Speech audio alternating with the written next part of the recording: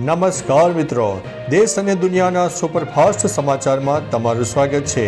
પાકિસ્તાન અને અફઘાનિસ્તાન યુદ્ધ વિરામ ઉપર સંમત થયા છે। કતારના દોહામાં યોજાયેલી વાટાઘાટો દરમિયાન યુદ્ધ વિરામનો નિર્ણય લેવામાં આવ્યો છે। તુર્કીની મધ્યસ્થી હેઠળ થયેલી આ વાટાઘાટોનો ઉદ્દેશ્ય અઠવાડિયાથી ચાલી રહેલા ભીષણ સરહદ સંઘર્ષનો અંત લાવવાનો છે। કાબુલ પ્રતિનિધિમંડળનું નેતૃત્વ અફઘાન સંરક્ષણ પ્રધાન મુલ્લા મોહમ્મદ યાકુબે કર્યું હતું, જ્યારે પાકિસ્તાનનું નેતૃત્વ સંરક્ષણ પ્રધાન ખ્વાજા આસિફે કર્યું હતું। એટલે કે હવે યુદ્ધ પૂર્ણ થઈ ચૂક્યું છે। અન્ય મહત્વના સમાચારની વાત કરીએ તો 54 વર્ષે બાંકે બિહારી મંદિરનો ખજાનો ખુલ્યો છે। મથુરાના પ્રસિદ્ધ બાંકે બિહારી મંદિરના ખજાનાનો રૂમ 54 વર્ષ બાદ ધનતેરસે ખોલવામાં આવ્યો। પોલીસ બંદોબસ્ત વચ્ચે અને સમગ્ર પ્રક્રિયા કોર્ટના આદેશ હેઠળ કમિટી દ્વારા કરવામાં આવી। રૂમમાં પાણી, કીચડ અને ઉંદર જોવા મળ્યા, પરંતુ અંદરથી ઠાકોરજીની પૂજામાં ઉપયોગમાં થતી પ્રાચીન ચાંદી અને તાંબાના વાસણો, કળશ અને સામગ્રી હોવાની શક્યતા છે। સફાઈ બાદ આ વસ્તુઓ શ્રદ્ધાળુઓ અને મીડિયા સમક્ષ રજૂ કરવામાં આવશે। મિત્રો, અન્ય મહત્વના સમાચારની વાત કરીએ તો ગુજરાતમાં બેવડી ઋતુનો અહેસાસ, વરસાદની હજુ પણ આગાહી। રાજ્યમાં હાલ બેવડી ઋતુની અસર જોવા મળી રહી છે। સવારે અને રાત્રે ઠંડી અને બપોરે ગરમી અનુભવાય છે। હવામાન વિભાગે ડાંગ, તાપી, નવસારી, વલસાડ અને દમણમાં હળવા વરસાદની શક્યતા વર્ણવી છે। 20 થી 22 ઓક્ટોબર દરમિયાન રાજ્યમાં મધ્યમ વરસાદ પડી શકે છે। દક્ષિણ ગુજરાતમાં ભારે વરસાદી ઝાપટાની શક્યતા રહે છે। અમદાવાદ સહિત વિસ્તારોમાં વાદળછાયું વાતાવરણ રહેશે। નવેમ્બરથી ઠંડી જોર પકડશે અને શહેરીજનોને ઠંડીનો અહેસાસ થશે। અન્ય મહત્વના સમાચારની વાત કરીએ તો રાજકોટમાં સડેલી બદામ વેચતો વેપારી ઝડપાયો છે। રાજકોટમાં દિવાળીના તહેવારો દરમિયાન ફૂડ વિભાગે ડ્રાયફ્રૂટ વેપારીઓ ઉપર ચેકિંગ હાથ ધર્યું છે। રવિ રત્ન પાર્ક ચોક પાસે આવેલી ગોકુલ એન્ટરપ્રાઇઝ પેઢીમાં તપાસ દરમિયાન 325થી લઈને 350 કિલો જેટલો સડેલો બદામનો જથ્થો મળી આવ્યો છે, જેની કિંમત આશરે 2 લાખ રૂપિયા હતી। માનવ આહાર માટે અયોગ્ય હોવાનું વેપારીએ સ્વીકારતા જથ્થાને સ્થળ ઉપર નાશ કરવામાં આવ્યો હતો। વેપારી લાયસન્સ વિના વેચાણ કરતો હોવાનું પણ સામે આવ્યું છે।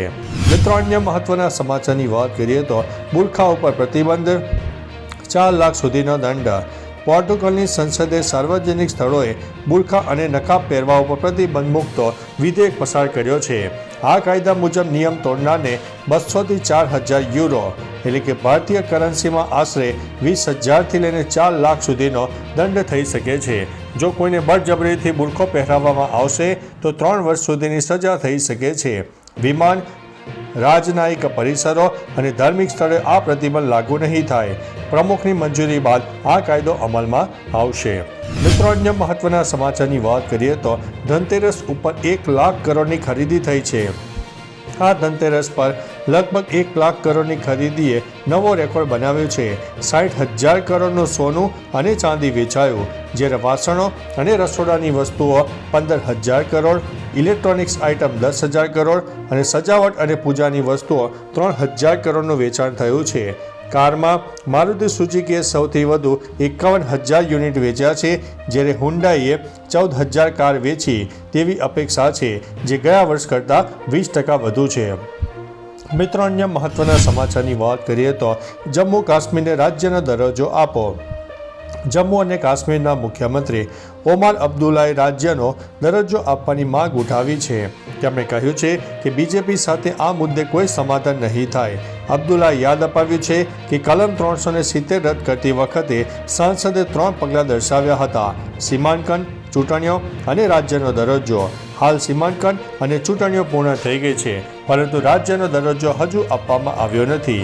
તેમણે કેન્દ્ર સરકારને વચન પૂર્ણ કરવાની અપીલ પણ કરી છે।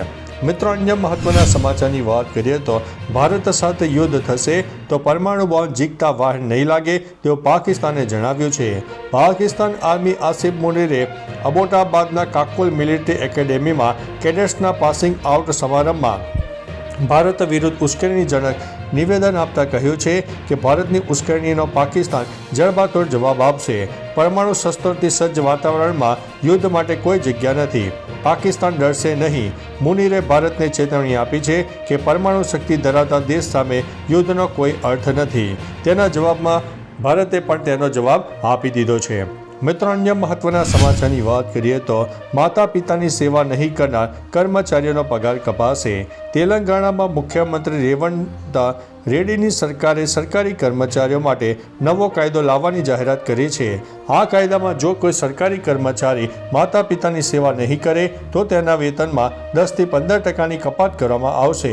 કપાત કરેલી રકમ સીધી કર્મચારીના માતા પિતાને આપવાની જોગવાઈ કરવામાં આવશે, જેથી વૃદ્ધોને લાભ મળે. મિત્રો, અન્ય મહત્વના સમાચારની વાત કરીએ તો અયોધ્યામાં દીપોત્સવ, 2 નવા વિશ્વ રેકોર્ડની તૈયારીઓ થઈ ચૂકી હતી. અયોધ્યામાં આ વર્ષે દીપોત્સવ દરમિયાન 2 વિશ્વ રેકોર્ડ બનવાની તૈયારી હતી.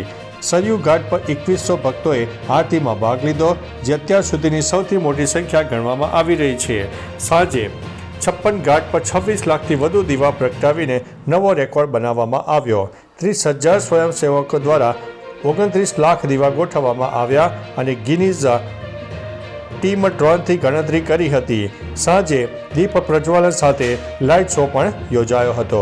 મિત્રો, અન્ય મહત્વના સમાચારની વાત કરીએ તો દીવા અને મીણબત્તીઓ પાછળ પૈસાનો બગાડ ન કરાય તેવું આ મંત્રીએ કહ્યું છે અને તેમના આ નિવેદનથી તેઓ ટ્રોલ પણ થઈ રહ્યા છે. સમાજવાદી પાર્ટીના પ્રમુખ અખિલેશ યાદવે દિવાળીને લઈને એક વિવાદાસ્પદ નિવેદન આપ્યું છે.